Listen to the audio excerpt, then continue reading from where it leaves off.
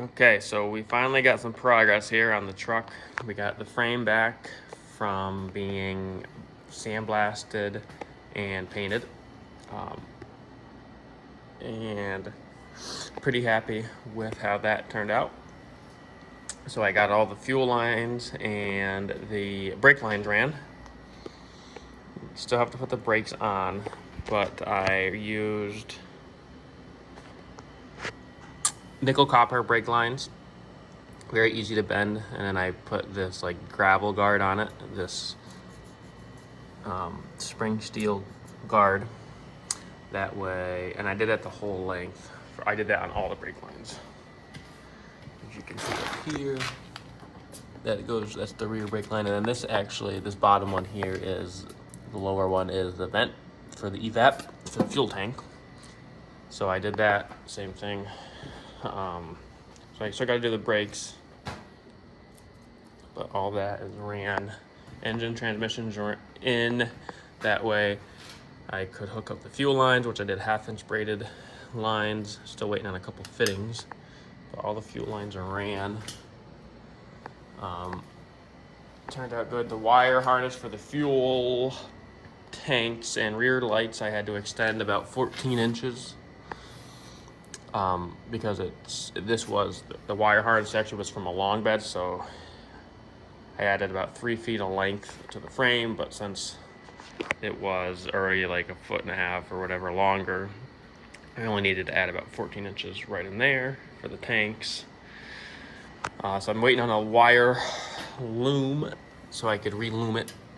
I gotta take this off. I gotta take all this old loom off because I'm gonna run a wire. I need to run one more wire for my brake controller from the front to the back, and I'd like it in that harness. That way there's not just a random wire, zip tied to the other wire harness. So yeah, see, I'm still waiting on a quick connector here for the return lines, but I got the auxiliary transmission and the cross members painted, so I'm waiting for them to cure up a little bit before I install them. That way I don't ding them up. And then once those are in, it's a lot easier to put it in from the top. It'd be almost impossible to put it in from the bottom, although it is possible. You gotta take this cross member out and you'd just be able to lower it, but a lot easier to put it in from the top. So waiting on that, and then I can get my drive shafts made up. So I get some measurements, although I do have the measurements, but I want to just double check, put them in, make sure everything's, just triple check everything. And then once that's in, I can put the cab on and then work on pretty much just the wire harness for the engine. Like I said, I still got to do the brakes. I don't have any calipers on it. I took the calipers off so it was easier to paint. Took the rear rotors off so that we could get inside of this dust shields here and whatnot. So I got to take these out. I got calipers here. I upgraded to dual piston calipers that are a tow package for tow trucks for the rear. But they also fit on the front. So I got 4 piston calipers for all the way around. So that should be nice. So I just wanted to do a little progress here, or a little video on the progress before I got it all together. We'll get that transmission in and see where we are next. Figured I'd do just a short little clip here. Just got all the brakes on. I upgraded to what's called a wrecker package, dual piston caliper.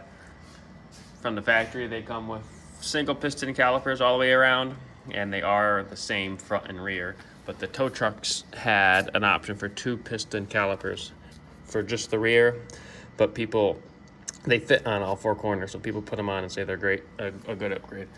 So I just got them on, and on all 4 corners, put brake grease on everything, chamfered the edges of the pads, because apparently these trucks have squeaky brakes, so you gotta chamfer the pads and make sure you grease on all the contacts, or on all the spots where the brake caliper meets the mount and brake pads as well.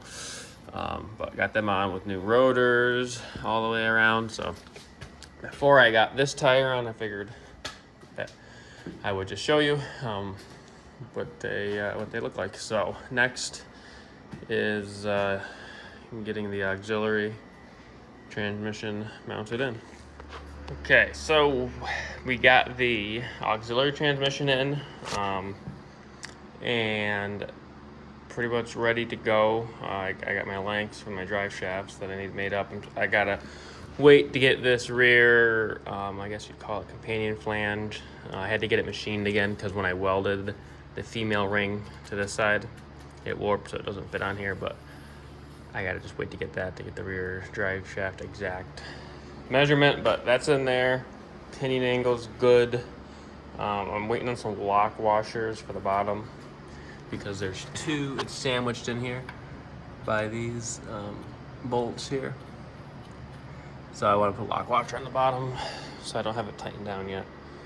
So we'll wait for that, but just wanted to do a little clip here, what it looks like in the frame. So the next thing is just to lower the cab onto the frame. So that's what we're gonna work on next.